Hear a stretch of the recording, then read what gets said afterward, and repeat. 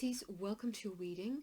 This is going to be your geoscope for the upcoming solar eclipse in Cancer, which happens on the 21st of June 2020, of course depending on where you live in the world. So this eclipse happens just after the solstice, which this year happens on the 20th of June because the sun ingresses into Cancer.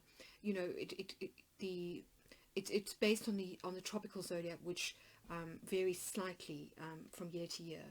So this marks the point of greatest light in the northern hemisphere, and of course the shortest day in the southern hemisphere. So it's a real turning point when it comes to the balance of light and dark. And of course that is also what eclipses are about. They are about you know, either the sort of coming together of the two lights at the new moon, or the sort of the polar opposite at full moon, where we have lunar eclipses. So this really is about the interplay of light and dark. So something to think about, you know, when we kind of get into the reading. But let's get into reading a bit further. I have had a quartz crystal sitting on the cards just to clear the energies. So let's see what wants to come through. Bearing in mind that this reading is general, and if you are interested in learning geomancy, you can go and learn more on my website. I have got a page where you can download a free conversion sheet which will help you, you know, if you wanted to sort of learn. Geomancy is a wonderful adjunct to astrology because, you know, it uses the same language in terms of planets and signs, but it adds in the extra dimension of the four elements. So it's perfectly suited to asking questions, real questions about real issues, those kind of pragmatic issues. It's all very well sometimes knowing that planets are going to do X, Y, and Z in terms of, you know, cosmic cycles, but sometimes it's difficult to know how they're going to manifest in the 3D, and it really helps us to sort of drill down and understand. So let's see what kind of comes out.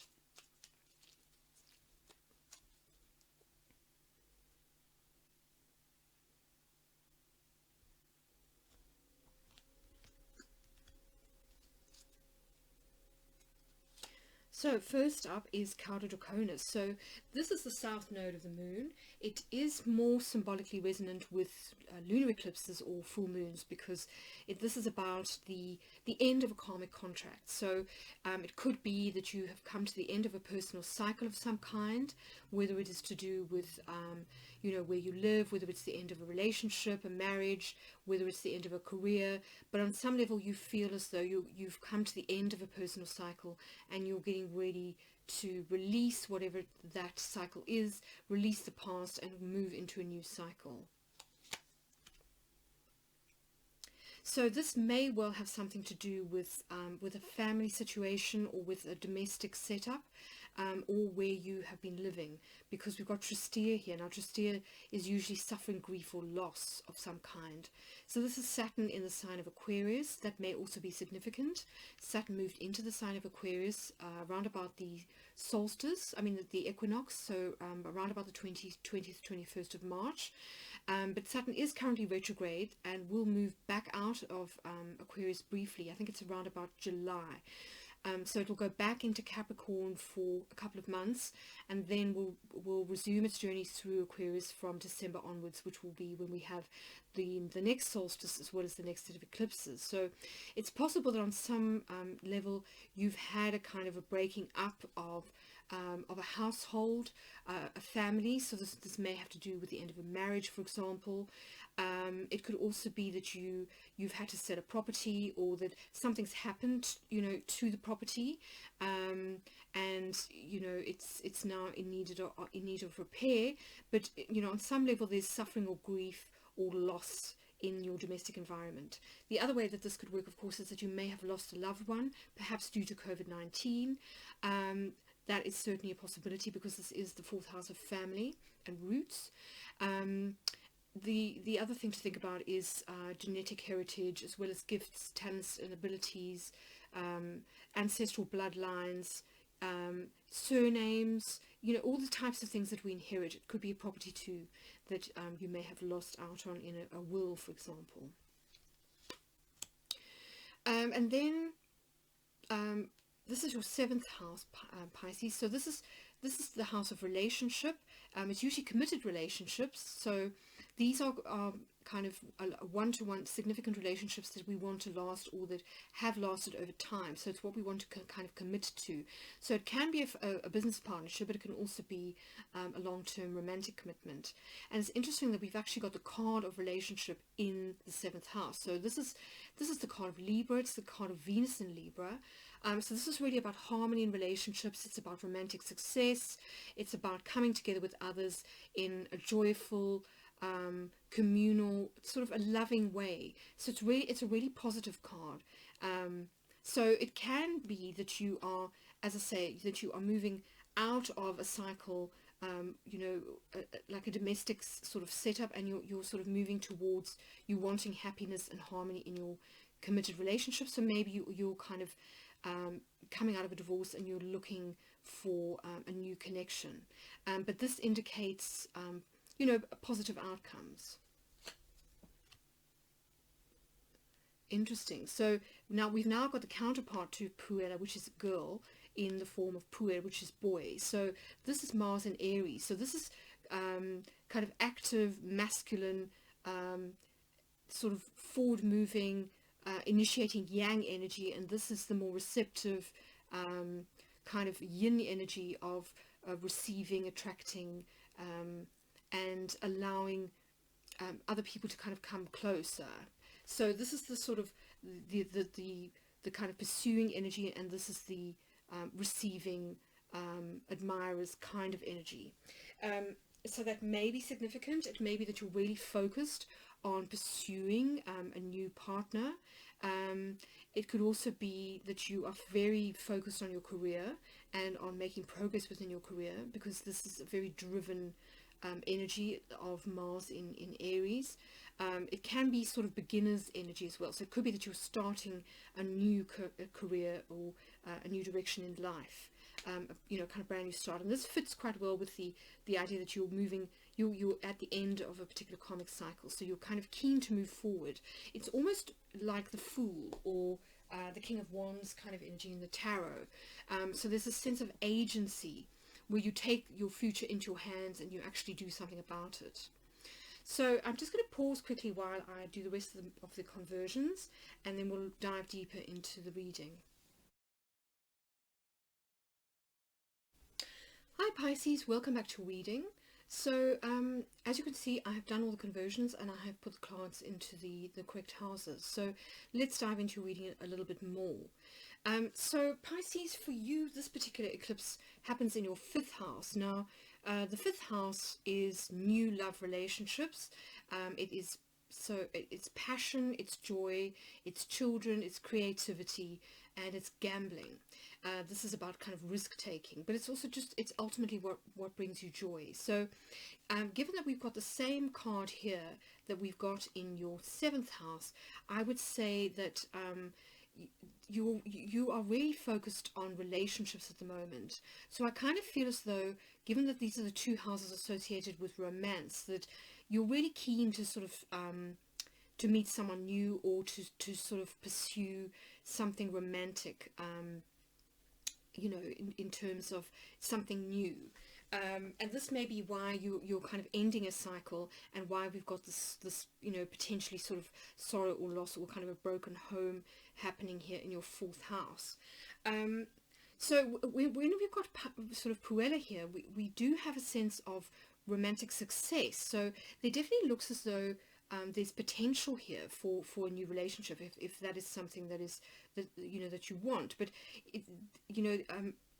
over and above that, there's also this desire for happiness, to reintroduce happiness into your life, because it looks as though you've been quite miserable. You possibly in the privately you've been going through a little bit of depression. That could be also another way that this energy works. And you really want to sort of inject some joy and fun and laughter back into your life. So that may be important. The other thing, of course, is that this may pertain to children. So it could be that you have girls, because this is Puella, the girls, and that you want to you want greater harmony in that respect. So in terms of your committed relationship and your children, these two things need to sort of come together. It could also be a creative partnership, because the fifth house is the house of creativity and art. So it could be as well that you're thinking about potentially partnering up with somebody, for the sake of a joint venture. So that's another way that this energy can work. But what's interesting is that we've got Cruella again in your second house. So this is the house of not only earned income. I mean, it can be possessions and money, earned income, which may indicate a creative partnership of some kind. But it's also the house of value and self-worth. So it could be that the thing that's sort of holding you back in terms of finding new love is the need to value yourself and to, to sort of really comprehend that you do have something to offer. And, it's interesting that we've got a couple of cards that are pointing to happiness. So if we look at your 8th house, for example, we've got Letitia, which is joy and sort of happiness. It's Jupiter in Pisces, so it's this really ebullient energy. And this is, the 8th house is about what we share with one other person. So it could be that you never really feel happy unless you're able to sort of share your most important experiences with one other person. So I think that's quite interesting. The other thing that's interesting is that the outcome of your reading is conjunctio, which is about union. It's about marriage. It's about coming together. It's about the union of opposites. This is the alchemical marriage, and this is repeated again in your 9th house. So it does seem as though you really want to sort of come together or join, or have some kind of collaboration of some kind. And it could be, as I say, a creative partnership with this Cruella in the 5th house, but it could equally be that you're keen on a relationship or a marriage. The 9th house can sometimes be about the law. It can also be about foreign connections. So maybe this person lives at a distance from you, and that you're keen to to sort of travel to see them. And the reason that I say that is because we've got the Via here as one of your outcome cards, as well as in your 3rd house and in your 12th house. So it's repeated 3 times. So it's possible that you may want to travel or bridge the distance, to sort of to be with this person, but there's restrictions at the moment. So it's maybe there's a problem because of not being able to travel. But having Via in the 3rd house points to other forms of being able to bridge the gap. So the 3rd house is about communications. It's about media. It's about to an extent technology, particularly telecommunications. So you could perhaps get around things using things like Skype, WhatsApp, instant messaging, that kind of thing. But for some reason, Via is also in your 12th house. Now, this puzzles me a little bit. It can be about kind of journeys of the mind, so sort of imaginary journeys, because the 12th house is the house of the psyche and of the collective. But it could also have something to do with, wanting to keep a trip secret for some reason. I'm not really sure, how or why that would be. It could also be that you're keen to get away, in the sense of you want to retreat. Possibly you're sort of dreaming about a holiday. Maybe you need a bit of a break, and you're keen to sort of book yourself into like a Buddhist retreat, or one of those spas on the top of a Swiss mountain, to kind of get away from it all. That's another way that this energy could work. But I just think it's interesting that we've got this desire, this union, this desire for union. We've got travel, and a need for progress. We've got Puer, which is keen to drive things forward, to sort of move forward with you in the terms of the direction of your life, to sort of have agency and kind of take the bull by the horns and move your life forward. But then we've got these restrictions. So it could be that you know, that there is some kind of delay, and that may, as I say, have to do with travel restrictions. But the thing to bear in mind is that this is a 6-month cycle that's starting with this particular solar eclipse. So, you know, things might not be able to move immediately, but that doesn't mean that they're going to be that way forever. Now, we also have in the 11th house Caput Draconis. Now, the reason that I'm kind of moving there is because at a solar eclipse, we tend to be starting a new, we start new karmic contracts, we start new karmic cycles. The reason why the North Node, which is the head of the dragon, the Caput Draconis, is associated with solar eclipses and new moons, is because this is where the sun and the moon's paths cross. This is where eclipses happen, and this is also what creates the North Node in astrology. So this points to a new cycle starting, and here you've got one that's ending. So this suggests that, you know, when it comes to sort of new beginnings, you may need to sort of look at either your group associations. So it could be the society in which you belong to, your sort of social aspirations. It could have to do with friends. Maybe you know, they've proved to be very supportive up till now, and they're sort of very good at giving you advice, or, you know, pointing you in the right direction. It could be that this creative partnership, if there is a creative partnership going on, that it has to do with a friend, going into business with a friend, for example. It could also be that the person that you've got your eye on is actually in your social circle. They could be somebody that you connected to on social media. You could be friends with them. So, you know, that's another way that this could work. But there's definitely a new cycle starting for you when it comes to group memberships, friendships, and social networks. So yes, quite a busy reading, Pisces. Lots kind of going on, but I think it's interesting that you're kind of leaving a cycle behind. The only really difficult card is this Tristia, which is, as I said, you know, to do with home or family, or kind of a home setup. So maybe you're also thinking about, you're not particularly happy where you live, and you're thinking about moving, which is why we've got all these sort of travel cards. You know, that's another possibility here. But I do really think that the overall energy is positive. So there will be forward progress despite restrictions. And it's interesting that these two energies are matching, they're twin energies. So we've got the moon in Cancer, and then we've got the direct counterparts of the Saturn in Capricorn. So it could be that restrictions begin to be lifted around about the time of the lunar eclipse in Capricorn, which happens in early July. So that may be an indicator of, you know, maybe that's what you're waiting for, is for these restrictions to lift before things can kind of progress, and you can take steps to actually move things forward. But the outcome is positive. We've got conjunctio, and I'm just going to read you the main keywords there, so that that can give you a few ideas of where things may be headed for you. So conjunctio is about the union of opposites. So as I said, the alchemical marriage. It's about balance, conjunction. So a literal conjunction is happening here between the sun and the moon. Alliances. So again, it might be creative partnerships. Collaboration. Again, creative collaboration. Combined efforts, interaction. So this may be why we've got fear here in the 3rd house of communication.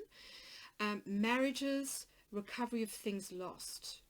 So it could also be that, you know, if we are talking about a romantic partnership, that it is somebody that you already know, someone from your past. And it could be somebody from a past life even. It doesn't necessarily have to have been somebody that you knew in this life, but there may be a soul tie from a past life. But the person will feel quite familiar if that is the case. So yes, really interesting reading. As I say, quite positive. It's quite relationship oriented. So that's something to bear in mind.